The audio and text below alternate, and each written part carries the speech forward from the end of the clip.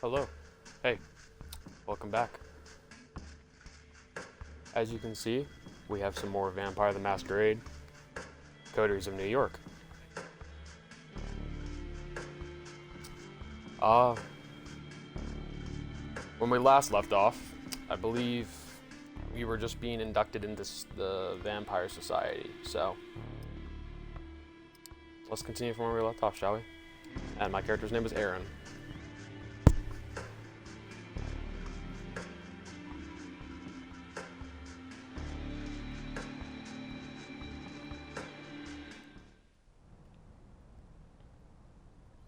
You open your eyes.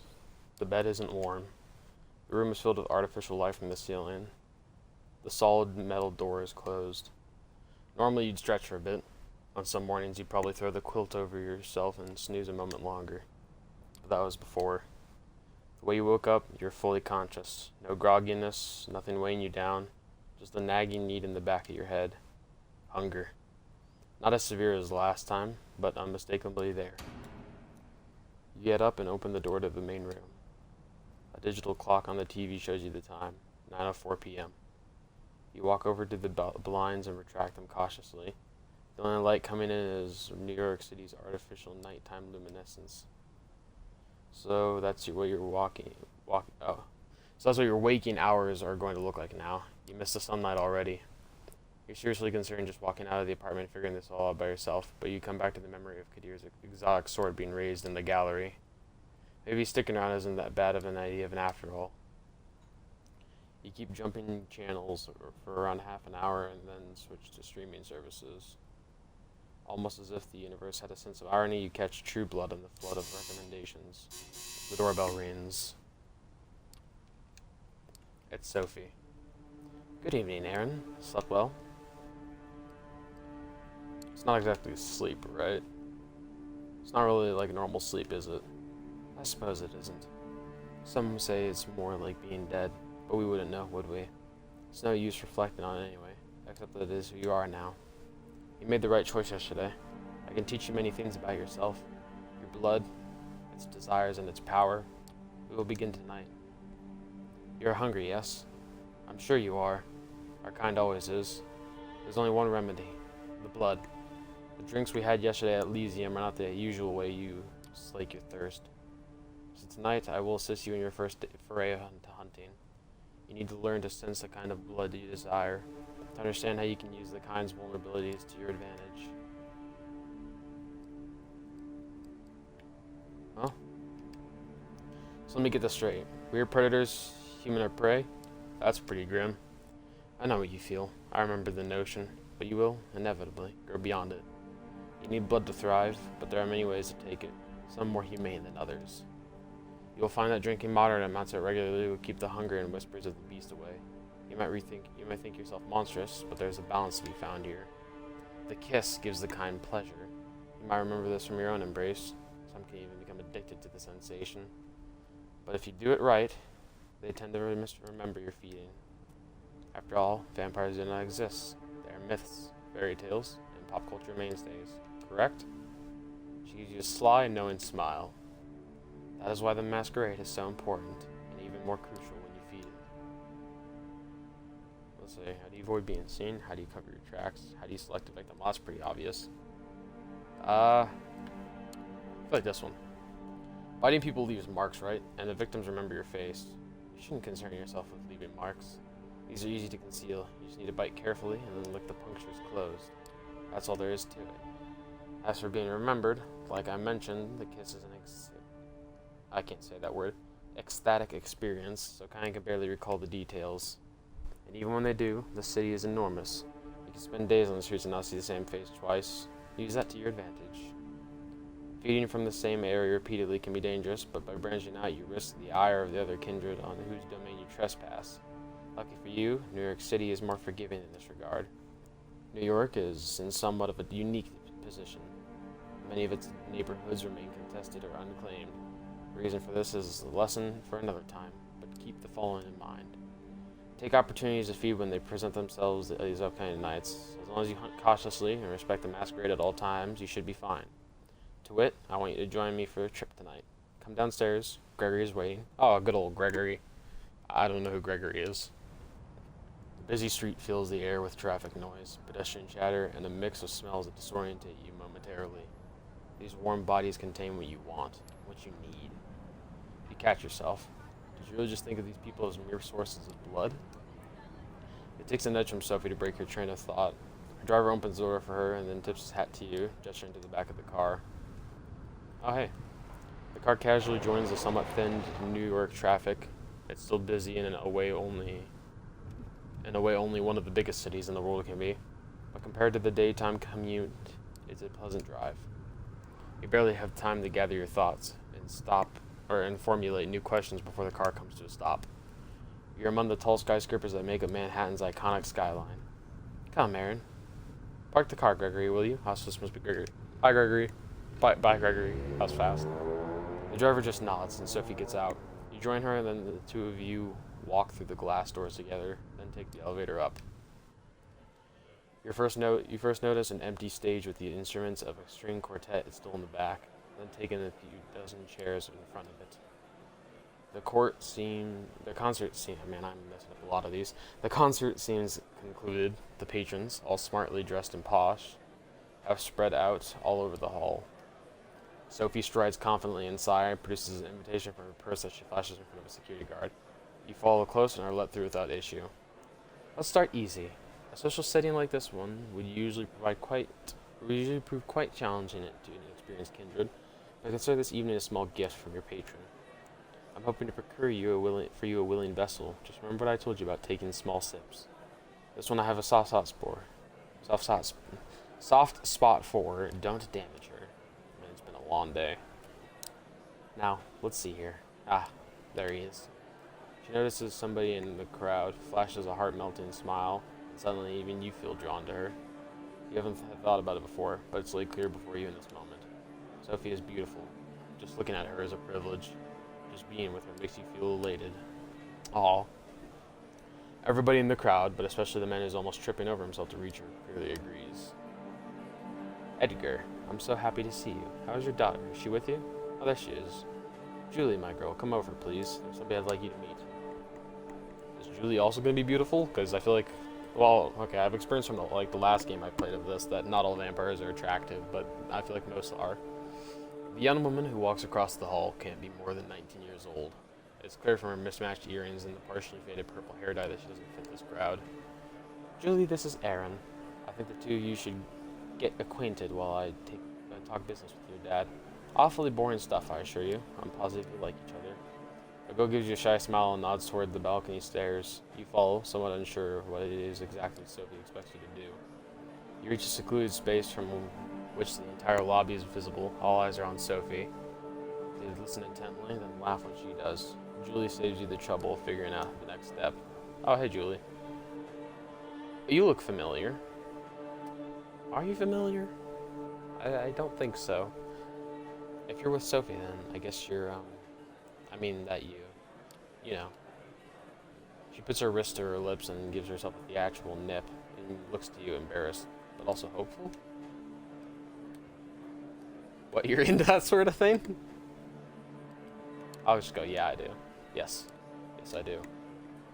She takes off her jacket, unbuttons her sleeve, then rolls it up. You see a tattoo of a cat in an astronaut suit, one feline eye winking at you. There, just enjoy. Oh, yep, there's the tattoo. Very large cross earring, and then the other one looks like a bunny. A perfectly awkward smile and a blush.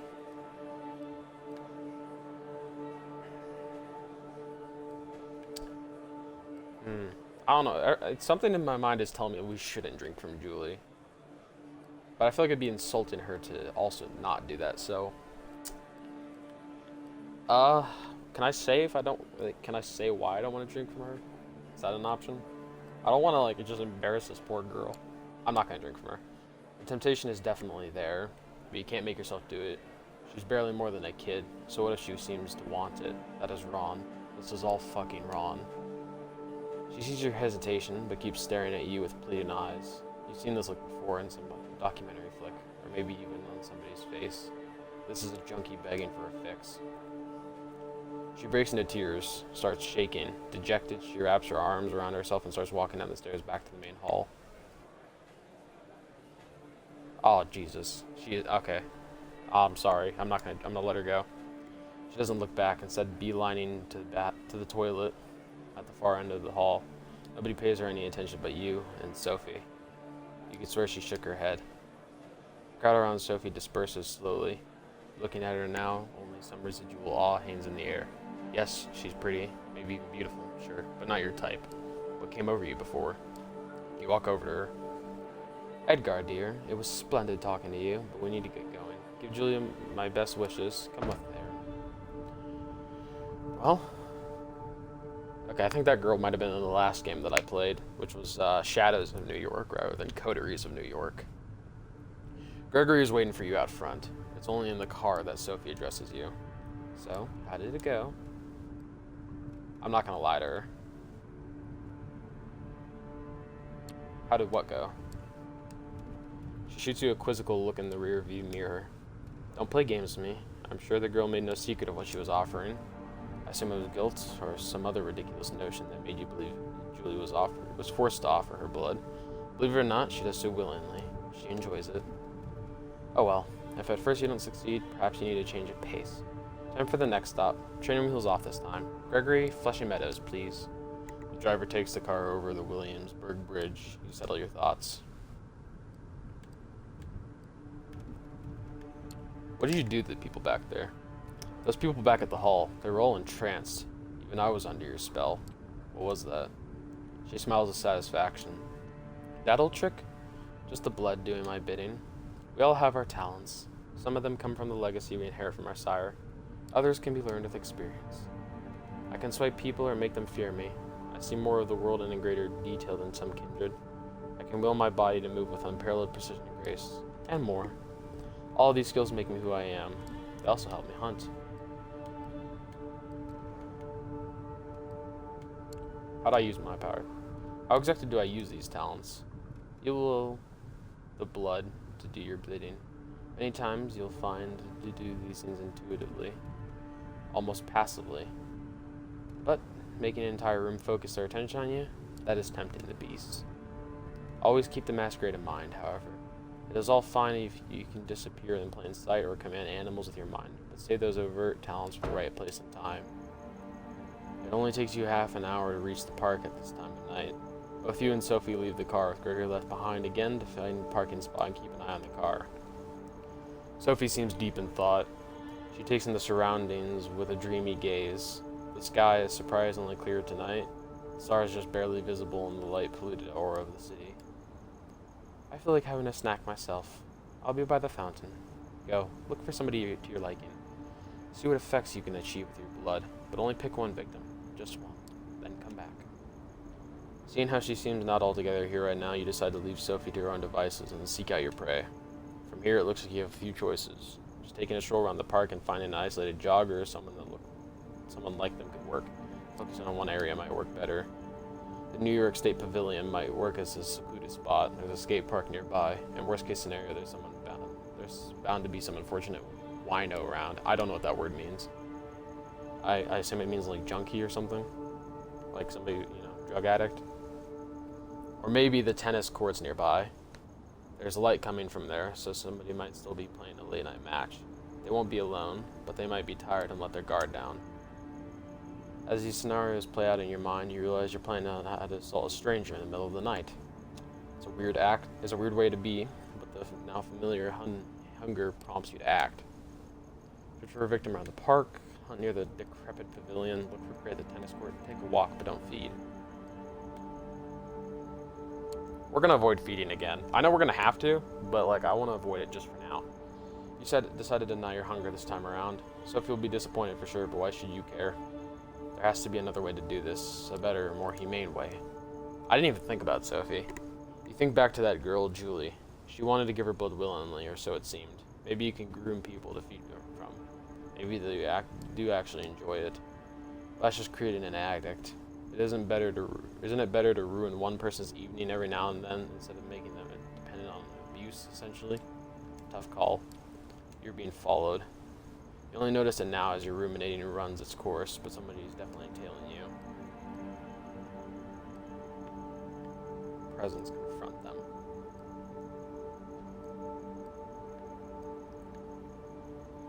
We'll try to lose them first. Let's be smart about this. You meander a bit, quicken your pace. Walk between some trees, take a few unexpected turns to no avail. Whoever's following you is still in your tail, and they're not stopping. Eventually they catch up to you, and you come face to face with your pursuer. A hooded man is looking menacingly at you. What do you think you're doing bargaining on my turf like this, Lick? Lick? What'd you call me? A lick? What was that supposed to mean? Don't be cute with me. I know what you are. Shove that masquerade bullshit up your ass. Better tell me who you're with before my posse shows up and we beat it out of you. Alright, well, fine. Came here Sophie Lanley. She's my patron.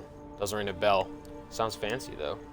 He licks his lips, exposing his fangs and looking at you voraciously. A nervous tick or an attempt at intimidation? I wonder, what would Callahan do to you if I brought you in, huh? Break your shins? Leave you out to be kissed by the sun? Ooh, concrete shoes, maybe. He's old school like that.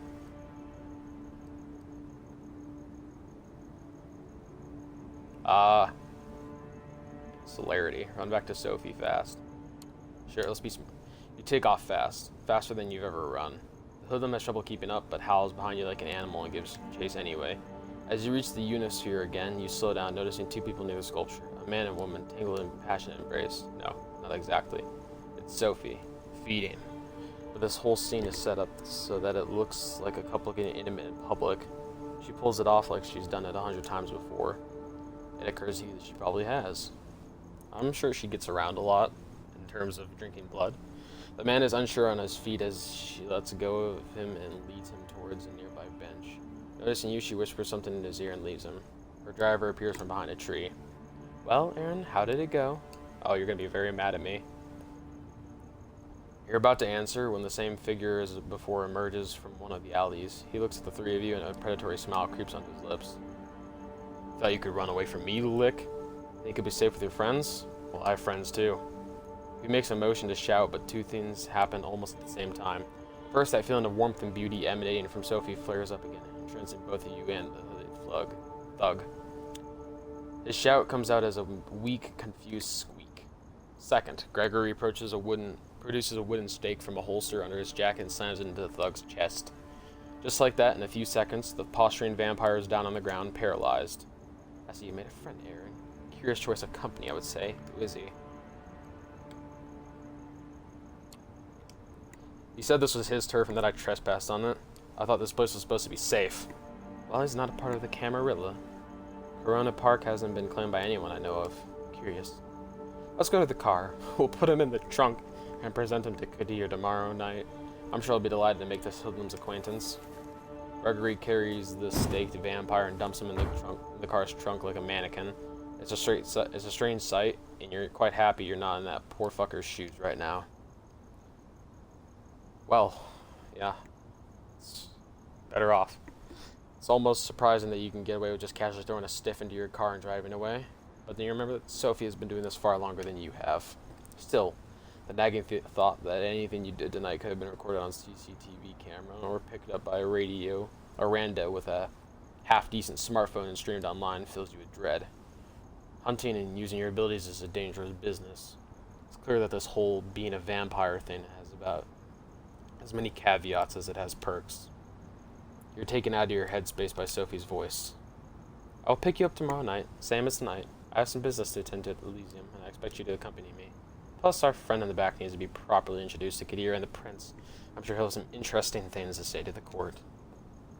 Her voice is cold, cruel, and nothing like the enchanting personality she showed at the gallery earlier tonight. Sophie is clearly a woman of many faces.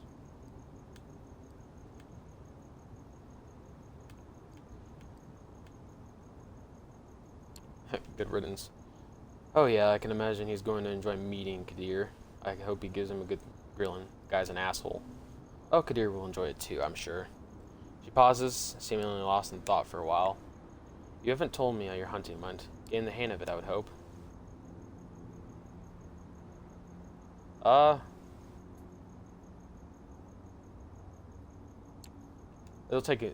I'll need some time to get used to this. It doesn't come naturally. It will, with time. You need to think about it less. Hunting is one scenario in which you'll do well to trust your instincts, in moderation, of course. She seems distracted, not all there. Her thoughts drift and the car remains silent until you reach your apartment. We'll pick you up tomorrow evening. Good night. Just like that, without any further courtesy, Sophie leaves, driven to her apartment by Gregory, with a body in the trunk right in the middle of Manhattan.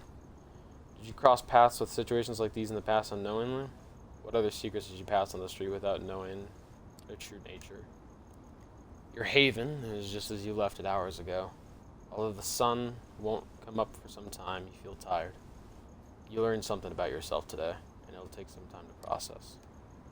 You're not in the mood for television, and the few books on the shelves in the apartment are either in languages you don't speak or sound like a boring read. Nothing left to do but rest. You settle in the back room, lock the door. A moment of hesitation, but then a decision. This time you turn off the light. You think back to Julie. How many people in the city know about this vampiric society? How many are willing accomplices in sustaining it? And the thug you met in the park. If he's not Camarilla, then what is he? Are there independent vampires? How does that work? More questions. You begin wondering if there's ever going to be a night when you can start crossing them off the list instead of adding to it. You close your eyes. You sink into the now familiar void of nothingness. It greets you with open arms, like an old friend.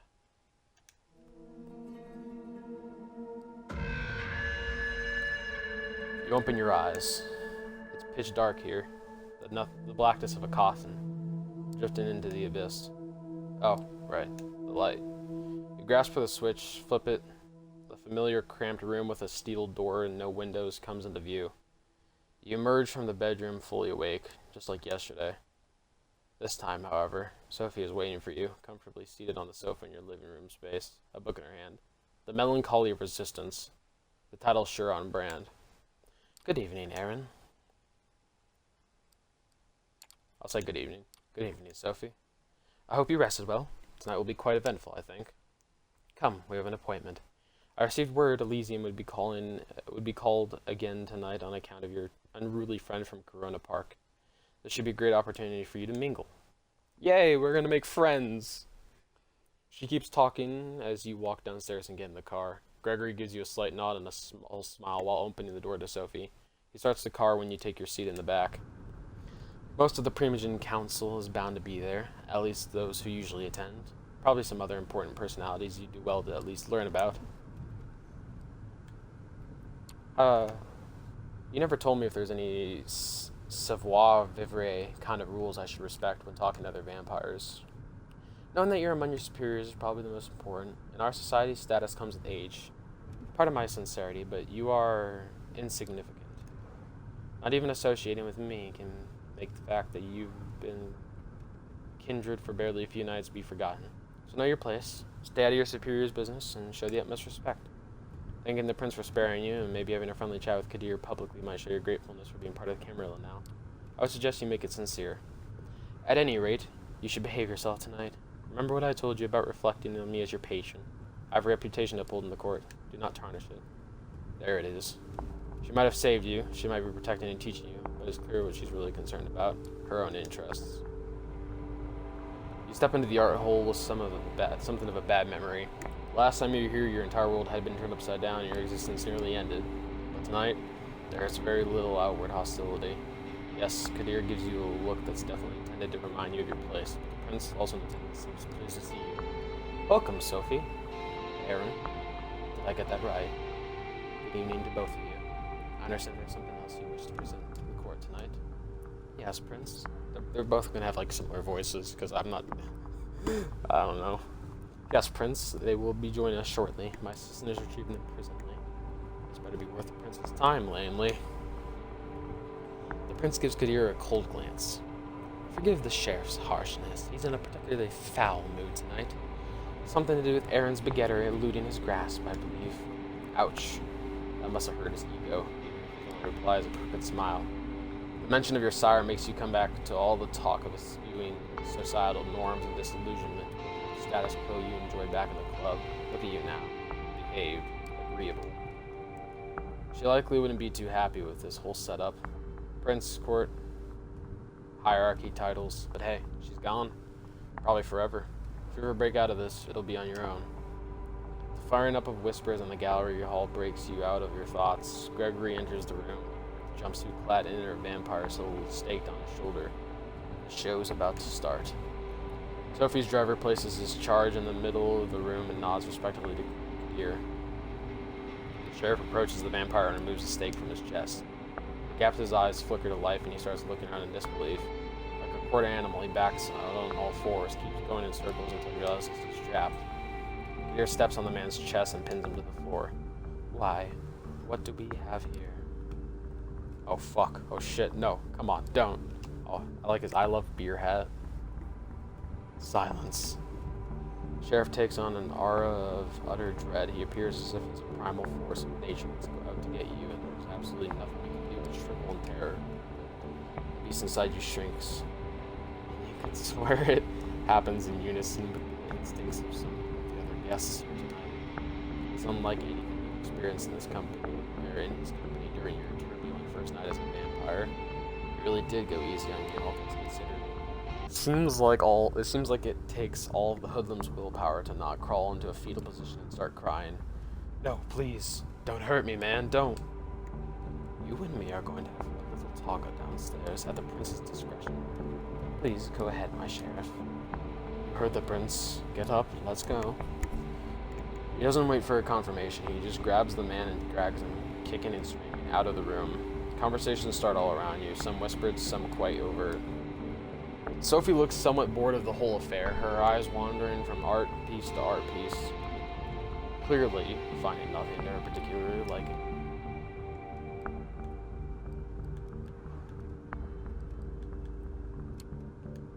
So, what happens now? It'll be at least some minutes before Kadir gets the information he seeks out of this thug. Why not mingle while we wait for him to break? Excuse me. Sophie leaves your side and goes to the corner of the gallery where a group of kindred, some seemingly pretty old-fashioned, gathered. Concierge offers you a drink. Still warm. It smells nice.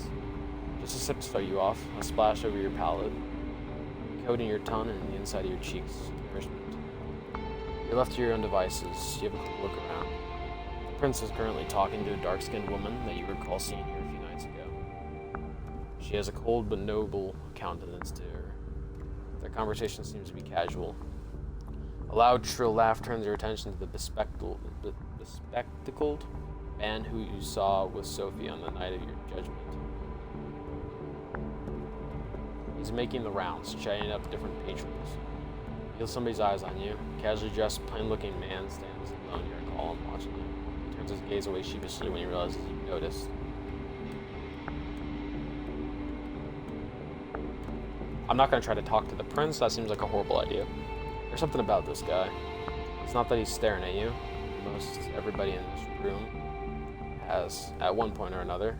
That's how he does it. He seems shy, maybe even afraid.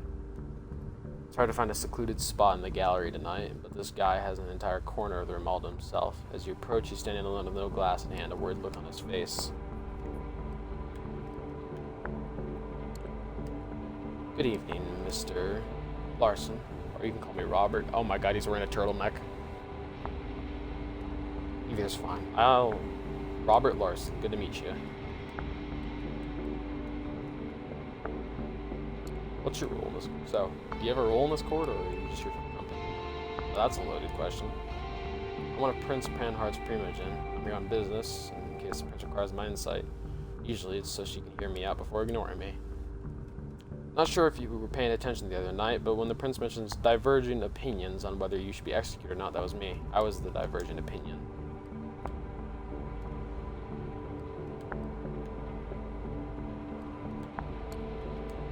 And you were ignored. Yeah, that's usually how it goes. Listen, I don't want to be rude, and I appreciate you reaching out, but word of advice? Stay away from me. Any vampires in this sect regard my position as a primogen as some kind of joke, you know? You talk to me, they'll notice, and they'll hold it against you. You have a quick look behind you and see that a few of the kindred keep shooting you curious glances. One woman in particular, a redhead boasting a fanciful hairstyle, watches you disapprovingly. Some of them already do, I imagine. Excuse me. I need to try to get a word in with a few primogen members before Kadir returns. Enjoy your night. Well, he seems like a nice guy. Nice fellow. Agreeable enough chap, I suppose. With just the critical looks of a few kindred to keep you company, you start thinking about who to pursue next. You notice Sophie mingling with the other kindred, clearly in her element and not to be disturbed.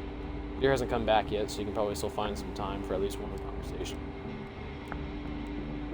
Let's talk to the men with glasses. I really don't want to bother the prince. The man notices your attention, but it takes a few minutes before he pauses his mingling and so on enough to actually approach you. He looks at you quizzically. Thomas Arturo. Pardon? It's my name. I assumed you'd like to know. I know you, by name only, of course. Aaron. Embraced just a few nights ago, huh? Well, well, well. How's Undeath treating you? It takes some getting used to, for sure. Oh, it sure does. It sure does. Good thing we have an eternity to make the best of it, right? Ah, he gets it. Okay. He takes a moment to clean his glasses, completely ignoring it until he's done. Puts them back on. I'm sorry, got a bit distracted there. You know, most of us don't need to wear these, right? I can see you just fine without them. But it's a statement. The damn things keep catching the specks of dust and other assorted shit, though. Never stay clean for long. Sometimes I think they're more trouble than they're worth, wouldn't you say? I'll say they look good on you. Really.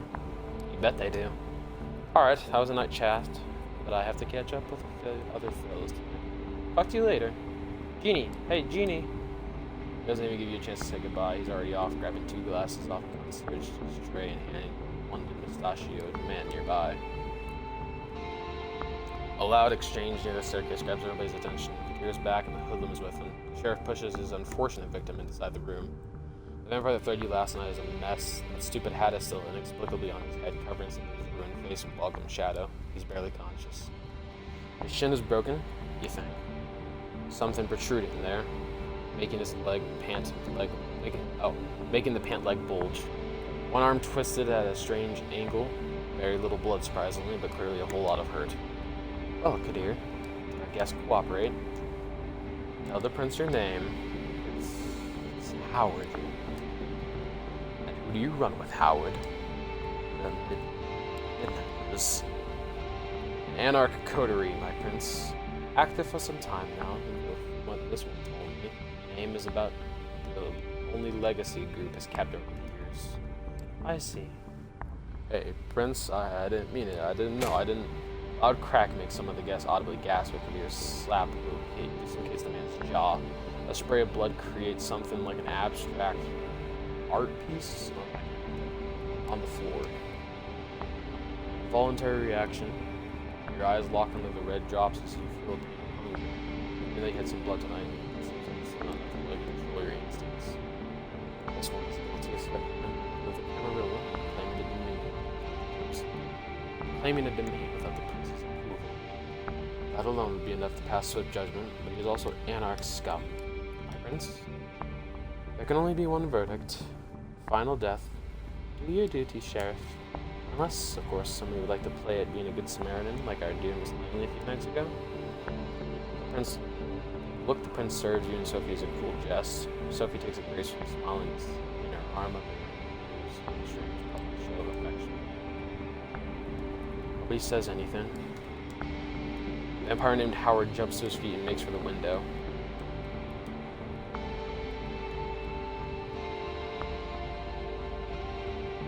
Let's stop Howard from escaping. In a split second, you make your choice. You dash forward and hit Howard with your shoulder. Crashes into a painting. 4 abstract shapes and a photorealistic squirrel, for some reason, falls down. You pin him to the floor, but his survival instinct makes him a tough opponent to keep down. He turns the tables. He sits down on you and tries to bite you. His head disappears from his shoulders, Kadir's blade slashing just centimeters from your face. Instantly limp and decaying in front of your eyes, the lifeless body weighs you down. You throw it off, straighten your attire, and look to the crowd. Well, Aaron, your eagerness is laudable, if unnecessary. That Howard fellow couldn't have hoped to escape his fate, not facing Kadir's face. However, I have made note of this show of loyalty, on both your and your patron's accounts. I'd like to thank Miss Lynn for being anarch thug to my and Kadir's intention. I assume all have found the verdict satisfactory. It's a rhetorical question, and everybody here knows it. Then I consider tonight's meeting concluded. Good night to all of you. She steps out of the room, and you see that many of the guests move to do the same. Sophie seems to be conversing with somebody, a serious-looking man in a trench coat, about what transpired. You probably have the time to strike up a conversation of your own, too. Kadir Al-Azmeh stands there, for one.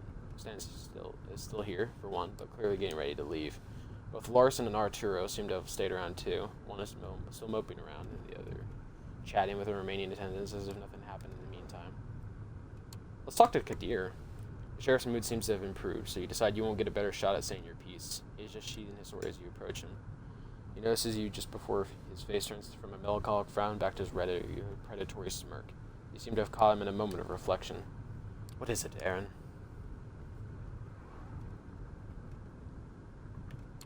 I wanted to thank you for bringing me here in one piece, for giving me a chance.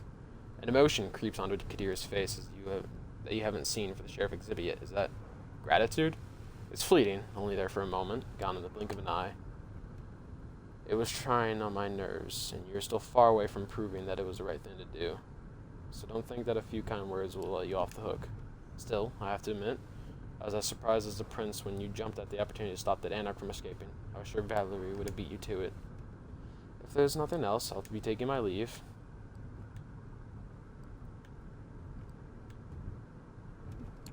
I was wondering if you could tell me something about Sophie. She talks a lot about the Camarilla and other things, but I barely know anything about her. Oh, I can tell you something about Sophie. Some things she wouldn't want you to hear, like the fact she's manipulative and vindictive. But then again, which of us kindred aren't? You make a very good point, Kadir. That's why I like you. Want to know more about Sophie's past? Ask her. She's quite unlikely to tell the truth, though. I'm sure she's never told me, despite our previous history. That's what we do, fledgling. We exist for centuries and we lie. To our families, our friends, our lovers, to our kindred, sires, and childer. To prove ourselves. He picks up the sword and turns toward the stairs. Good night. And watch yourself. You've messed up my batting average, so I'll be sure to keep a close eye on you. Oh, sorry about that, bud. With that final threat, he leaves the gallery. It's right about when Sophie also ends her conversation and walks over to you. Interesting evening, wasn't it? Come, Gregory's waiting downstairs. She seems preoccupied with something and not in a talkative mood. It's an awkward ride back to the city. This time you remember it, you arrive at another building just 2 streets across from your apartment. She brings you upstairs, through into a very nice lobby and a luxurious-looking hall into her domain. Please, have a seat. I shall be right with you.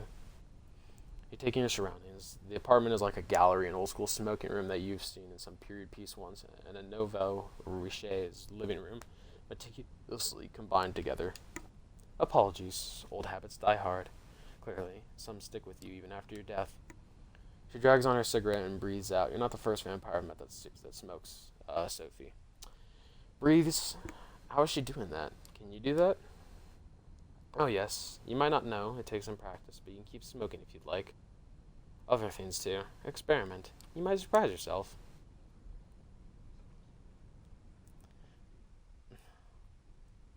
But I did not bring you here to show off. This is where I rest, these nights. The door in the back, the bedroom. Similar to yours. I have servants and bodyguards in addition, of course. I brought you here because I need you to trust me.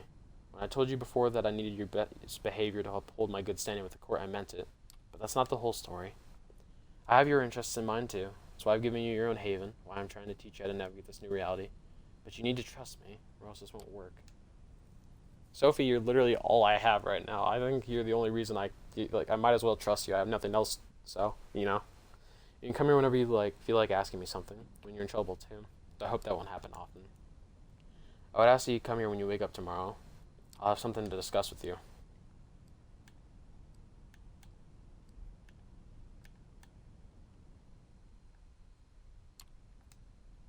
You know what they say about trust, Sophie. It needs to be earned. Saving you from a cruel fate wasn't enough, I see. Silence again. There's definitely something on Sophie's mind tonight, but she doesn't seem eager to share it with you just yet. I'm leaving for another visit. Come downstairs with me. We'll give you a gift. Or a lift. I thought I was about to get something. Nope, I'm just getting a ride. A quick trip, a promise that you'll show up tomorrow, and some polite goodbyes later, you open the door to your haven and gather your thoughts. It's exciting in a way, being dragged deeper and deeper into this secret society and its rules.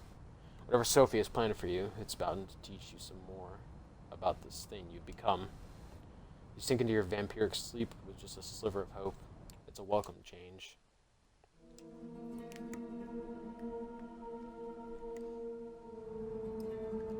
Alright, and we're going to pause it there. If you're still here, still awake, and still watching, I appreciate you, your time, your company, and I will see you in the next one.